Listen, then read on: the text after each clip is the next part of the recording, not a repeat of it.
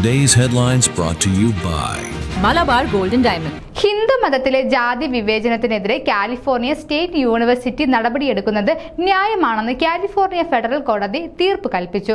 ജാതി വിവേചനം കൈകാര്യം ചെയ്യുന്നതുകൊണ്ട് യൂണിവേഴ്സിറ്റി മതപരമായ അവകാശങ്ങൾ ലംഘിക്കുന്നില്ല എന്ന് കോടതി വ്യക്തമാക്കി.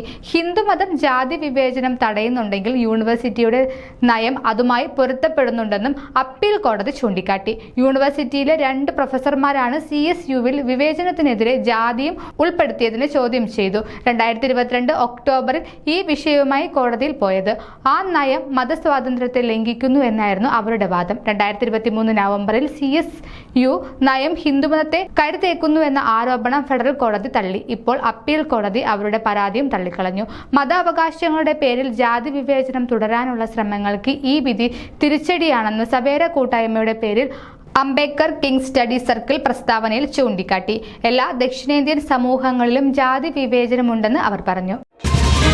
This news reels brought to you by Malabar Gold and Diamonds.